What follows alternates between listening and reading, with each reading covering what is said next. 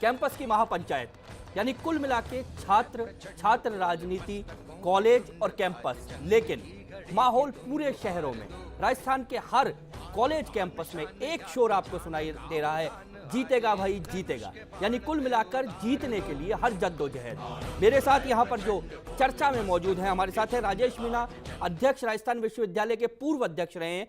हमारे साथ नरसी किराड़ हैं, प्रवक्ता हैं एनएसयूआई के। संदीप यादव हैं, मेरे सहयोगी बरखा और लाल सिंह भी मेरे साथ जुड़े हुए हैं। सबसे पहले मैं चलता हूं एक बार फिर लाल सिंह के पास। लाल सिंह, आपके साथ कुछ छात्र मुझे खड़े हुए दिखाई दे रहे हैं। कैंपस का माहौल भी लग रहा है बिल्कुल चुनाव प्रचार का माहौल, इनके गले में पट्टे वट्टे भी डले हुए हैं छात्र संगठनों के। क्या छात्र मुद्दों पर चुनाव लड़ रहे हैं, या उनको एक बार फिर लगता है कि चुनाव हर बार जैसा होता है जातिवाद की तरफ जा रहा है, धनबल की तरफ जा रहा है, भुजबल की तरफ जा रहा है? देखिए आशीष, इसको एक बड़ा दुर्भाग्य कहेंगे हम कि जो सपना जेपी ने देखा था छात्र राजनीति को लेकर, और छात्र राजनीति का जो गौरवशाली इतिहास इस देश में रहा है, लेकिन आज जिन चुनाव हम नज़र डालें आशीष, लगातार हम देख रहे हैं हमारे टीवी चैनल की सुर्खियां बन रही हैं, ब्रेकिंग न्यूज़ बन रही हैं। जातिवाद, क्षेत्रवाद, भाषावाद, ये तमाम जो बुराइयां जो एमएलए और एमपी की राजनीति में देखने को मिलती हैं, आज कहीं ना कहीं छात्र राजनीति में घर कर रही हैं। जो सपना जेपी ने देखा था कि जो विश्वविद्यालय है वो कहीं ना कहीं कारखाना बनेंगे, फैक्ट्रियाँ बनेंगी, इस देश से निकालने वाली एक ऐसी युवा पीढ़ी इस देश से निकलेगी, ऐसा नेतृत्व इस देश से, इस यूनिवर्सिटी से निकलेगा, देश को लीड करेगा, और निकला है कई बार लीड। अगर हम बात करें आशीष, जैसा कि आप लगातार हम चर्चा करते रहते हैं, जब जेपी आंदोलन हुआ था, मात्र एक मैस पर एक रोटी खराब होने की लड़ाई से जो मामला शुरू होता है और बिहार से जो आग शुरू होती है वो पूरे देश में फैलती है, और उसके बाद जो उसकी कोख से जो नेता निकलते हैं वो आज भी राजनीति में अपना परचम फहरा रहे हैं। इसीलिए लाल सिंह, मेरा सवाल ये है कि हमने देखा है 1975 में जो छात्र राजनीति थी और आज की जो छात्र राजनीति है, कुल मिलाकर क्या मेरा सवाल वही है, क्या छात्र विश्वास करते हैं आज छात्र नेता, छात्र संगठनों पर? एक छात्र आंदोलन ने पूरे देश की तस्वीर बदल दी। क्या आज वो संभव है? क्या आज छात्र विश्वास कर रहे हैं अपने नेताओं पर? देखिए आशीष, ये कहना बहुत आसान है, और जिस तरह का परिदृश्य हमारे सामने आ रहा है, जो आज की छात्र राजनीति जिस तरह गिरावट की तरफ जा रही है, और कहीं ना कहीं गिरावट देखने को मिल रही है। सबसे बड़ी आश्चर्य की बात यह है कि शैक्षिक माहौल को सुधारने को लेकर हम चुनाव का लड़ते हैं, मुद्दा बनाते हैं, छात्र राजनीति सुधारने के लिए, स्टूडेंट का विकास करने के लिए, लेकिन रक्त रंजित जो इतिहास आज छात्र राजनीति को देखने को मिल रहा है, फायरिंग की घटनाएं हो रही हैं, मारपीट की घटनाएं हो रही हैं, अपहरण की घटनाएं हो रही हैं, तो ये जो सीन अगर सामने आएंगे आशीष, लाल सिंह, मैं चाहूंगा जो छात्र आपके साथ हैं उनसे भी कुछ बात आप करें, हम उनसे जानना चाहेंगे। जो सवाल मेरा आपसे है, मैं चाहूंगा आप ये सवाल उनसे पूछें। बिल्कुल। आप देखिए, लगातार आपके गले में जो पट्टा डला हुआ है, आप विद्यार्थी परिषद के नेता हो, लेकिन लगातार सुबह से शायद खाना भी नहीं खाया होगा, लगातार मेहनत करते हो, लेकिन जो तस्वीर आज आप देख रहे हो, क्या लगता है ज्ञानशील एकता की बात करने वाली विद्यार्थी परिषद सही मायनों में ऐसा नेतृत्व से इसको दे पाएगी? ऐसा नेता आप चुन पाओगे?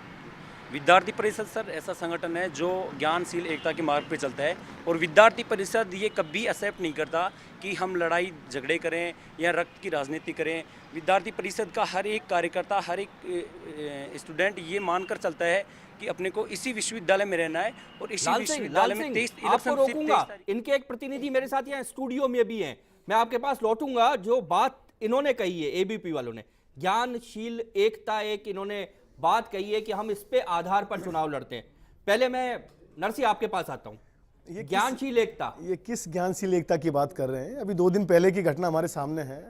पूरे राजस्थान भर के लोगों ने, पूरे देश भर के लोगों ने उनकी निंदा की है कि एक शांतिपूर्ण ढंग से राजस्थान विश्वविद्यालय कैंपस में स्थित विवेकानंद जी के स्मारक के गार्डन के अंदर, जो कि चारों तरफ से तारों से बंधा हुआ है, वहां एक सभा चल रही थी। जहां पर आप दोनों, एक तस्वीर मैंने भी देखी है जहां आप दोनों के छात्र संगठनों के छात्र लाठियां लेकर जुलूस निकाल रहे बस थे। मैं आपको वही बात अवगत कराना चाहता हूं कि जब कोई पहले से वहां पे कोई संगठन अपनी सभा कर रहा है, और मैं खुद वहां मौजूद था, मेरा लास्ट संबोधन चल रहा था, सभा समापन की ओर थी, एक तरफ से वो लोग आए और ऐसी प्लानिंग करके आए, और आते ही उन्होंने लाठियां बरसाना चालू किया। लोग भगदड़ मची, कई सारे पुलिस कर्मी भी चोटिल हुए, कई सारे छात्रों के चोटें आई। मैं सिर्फ इतना कहना चाहता हूं कि मान लिया कि अखिल भारतीय विद्यार्थी परिषद को वहां पे सभा करनी थी, वो लोग शांतिप्रिय ढंग से 2-3 लोग आके मेरा सवाल नरसी, मेरा सवाल जो था, क्या जिन बातों को लेकर आपकी भी बात करें, अगर स्टूडेंट ऑर्गेनाइजेशन की अभी बड़ी बड़ी बातें मैं यहां पर सुन रहा था, हम ये करेंगे वो करेंगे,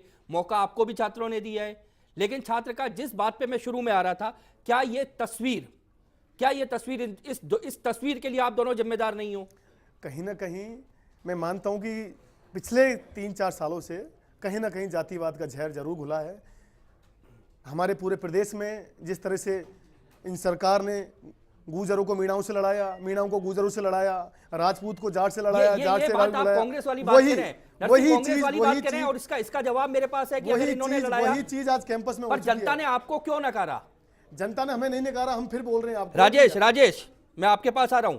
क्या ये जो बाहर की राजनीति की बातें हैं, बाहर की जो विधानसभा चुनावों में, लोकसभा चुनावों में जो राजनीतिक बातें की जाती हैं, वो बातें आप सब यहां पर छात्रों के बीच में लेकर आ गए हैं, वो सब बात? नहीं, हम छात्रों के बीच में छात्रों की बात करेंगे, छात्रों के लिए काम करते हैं, लेकिन कहीं ना कहीं देश के मुद्दे की बात करें, 370 की बात करें, राम मंदिर की बात करें, तो कहीं ना कहीं इससे देश के छात्र इससे अवगत हो, छात्र इसके बारे में जाने, क्योंकि वो देश का भविष्य है छात्र हमारा। तो वो जब तक इसके बारे में नहीं जानेगा, जब तक वो आगे कैसे बढ़ेगा, आगे देश के लिए कैसे सोचेगा। हमारी विचारधारा की लड़ाई है, हम एक देश हित के लिए, एक राष्ट्र हित की विचारधारा के साथ काम करने वाला ये संगठन है। संदीप, ये दो विचारधाराओं की बात कर रहे हैं, दोनों लोग विचारधाराओं की बात कर रहे हैं। क्या ये विचारधारा जब कैंपस में चुनाव होते हैं नजर आती है?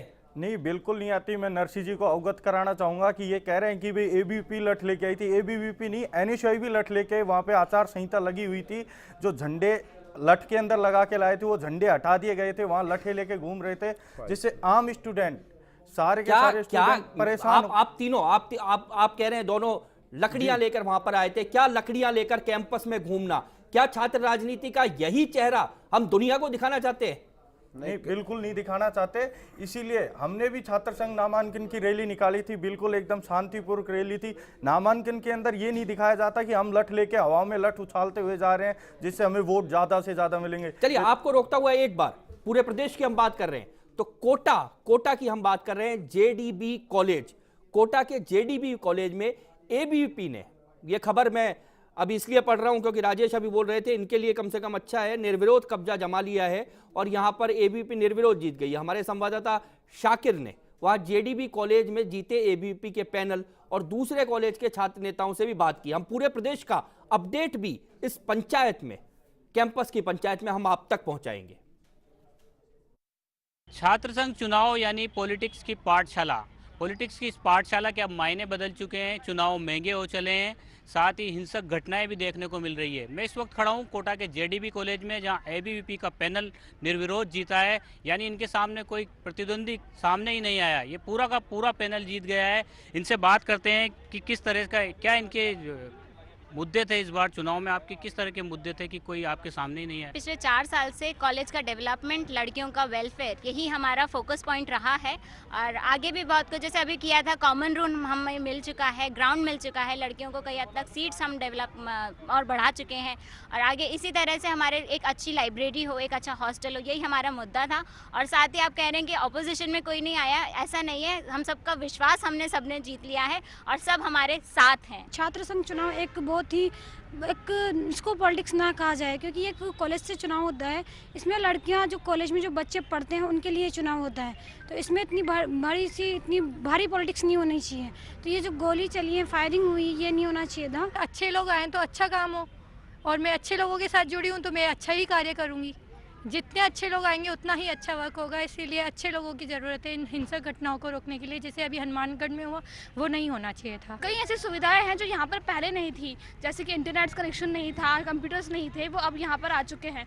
तो काफ़ी ऐसी सुविधाएं हैं जो हम लोगों ने की है। तो हम यही चाहते हैं कि आगे भी जब हम लोग काम करेंगे तो इसी के साथ काम करेंगे। छात्र संघ चुनाव में नहीं, ये विधानसभा और लोकसभा चुनाव या सरपंच, डायरेक्टर, सब में हिंसा होती है। ये प्रशासन का दायित्व होता है कि उसको पहले पूर्वानुमान लगा के उसकी गंभीरता को देखें और उसी अनुसार बंदोबस्त करें। चुनाव महंगे होने के कारण यहाँ पे बड़े बड़े दल जो यहाँ पे राजनीति करते हैं, कोटा शहर या कहीं भी संभाग हो, राजस्थान हो, लेकिन वो किसी न किसी से जुड़े रहते हैं। अब आपसी गुटभेद के कारण छात्रों की राजनीति में पॉलिटिक्स पड़ जाती है। कोटा के राजकीय कॉलेज के छात्रों का और छात्र नेताओं का साफ तौर पर कहना है कि चुनाव में जो खर्चे हो रहे हैं वो अभी की ज़रूरत बन गए हैं, लेकिन जिस तरह की हिंसक घटनाएँ हो रही है उसमें कहीं ना कहीं वर्चस्व की लड़ाई सामने आती है और ज़्यादातर मामले ये सामने आते हैं कि बड़े नेताओं का दखल कॉलेज राजनीति में होने लगा है। छात्र भी चाहते हैं कि बड़े नेताओं का दखल उनमें ना हो, क्योंकि युवा शक्ति जहाँ जाती है वहाँ विकास खुद ब खुद हो जाता है। कोटा से फर्स्ट इंडिया के लिए कैमरा पर्सन मुकेश शाकीवाल के साथ शाकिर अली। तो देखा आपने किस तरह से बड़े नेताओं का इन्वॉल्वमेंट इस छोटे चुनाव में। कारण क्या है? सीधे सीधे वर्चस्व की लड़ाई और कॉलेज के इन छात्रों को आने वाली राजनीति में अपने लिए उपयोग में लेने के लिए कहीं ना कहीं बड़े बड़े नेता भी मैदान में आ जाते हैं और पीछे से, पर्दे के पीछे से इन छात्र राजनीति को घुमाते हैं। चर्चा जारी रखेंगे, फिलहाल लेते हैं एक ब्रेक।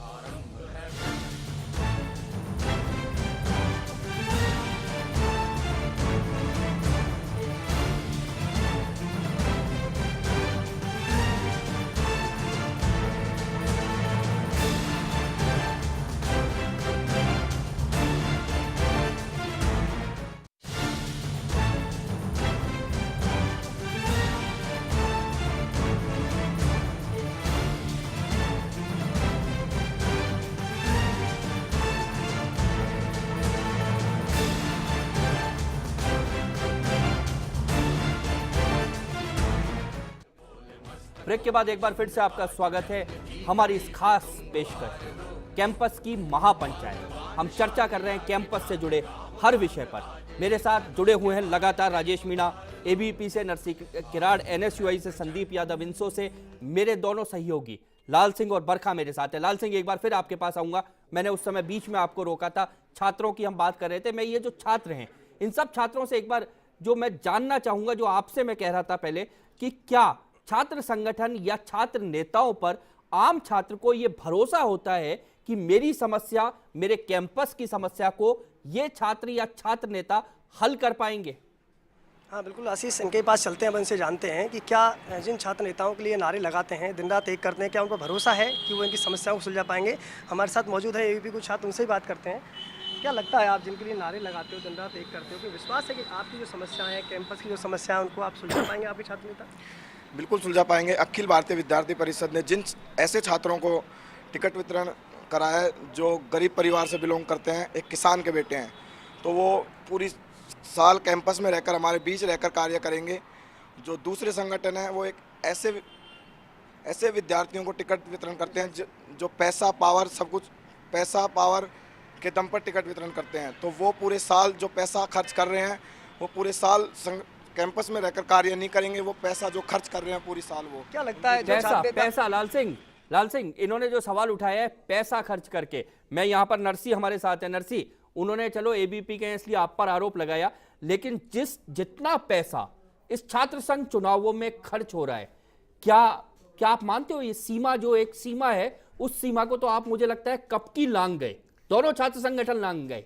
निश्चित तौर पर जो लिंगदो की जो सिफारिशें हैं उसमें कहीं ना कहीं अमिटमेंट होना चाहिए।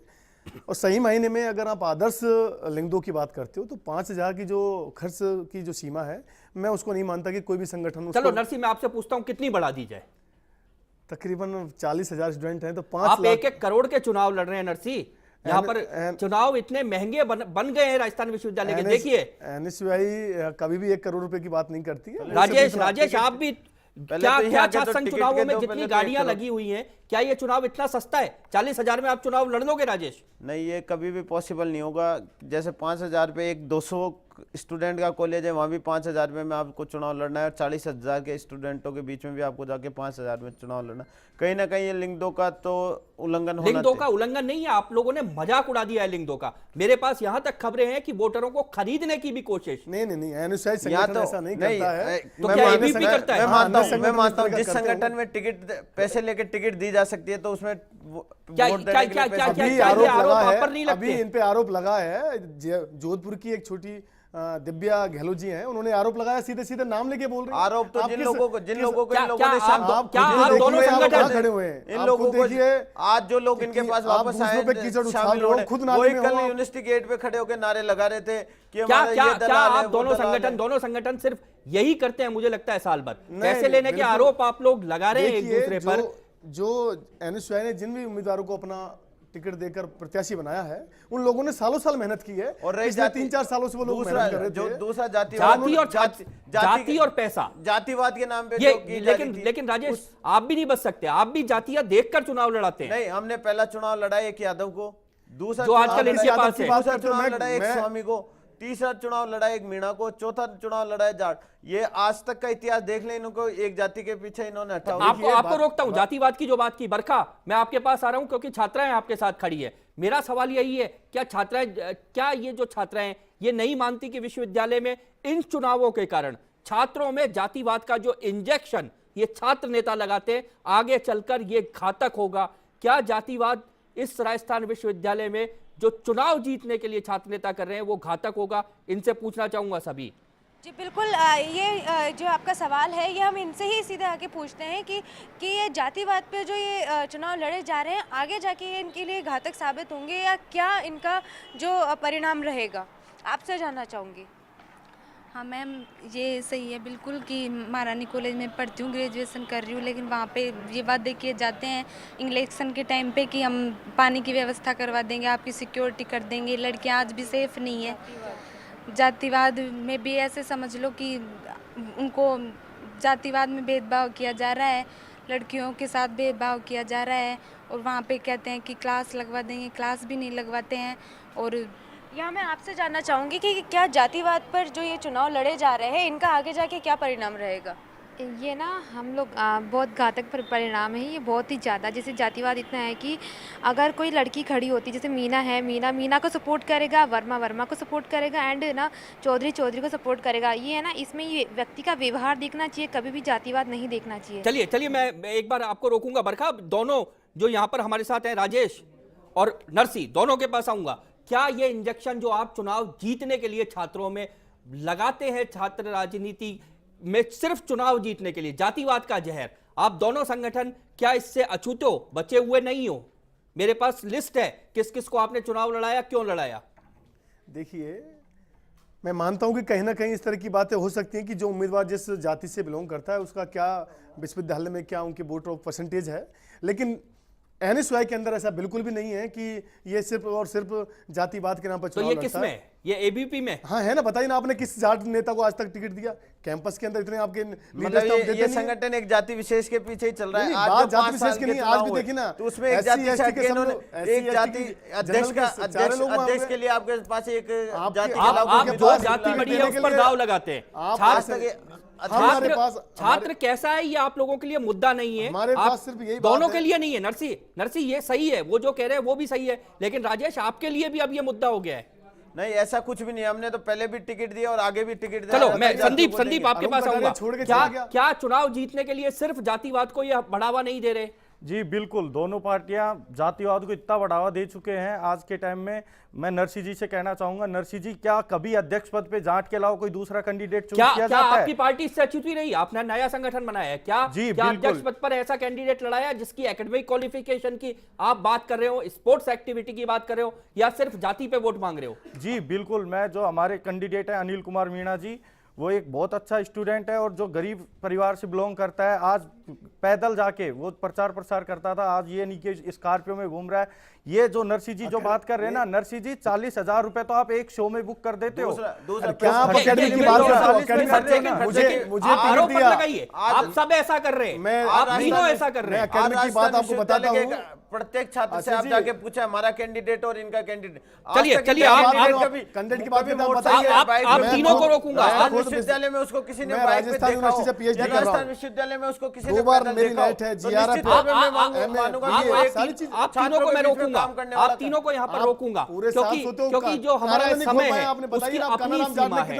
कैंपस की महापंचायत, हम इसमें चर्चा करना चाहते थे सार्थक विषयों पे, लेकिन छात्र नेता एक मंजे हुए राजनीति की तरह वापस आ गए हैं अपने उस रुख में, और चर्चा को जिस तरह से मोड़ा है, यानी कुल मिलाकर इस कैंपस में छात्रों को प्रतिनिधित्व देने के लिए और साथ ही राजनीति की एक पाठशाला बनाने के लिए जिस छात्र संघ चुनाव को शुरू किया गया था, और छात्र राजनीति 1975 से जिस तरह से एक परिवर्तन के लिए छात्र राजनीति थी, आज उसका चेहरा क्या हो गया है यह हमने देखा है।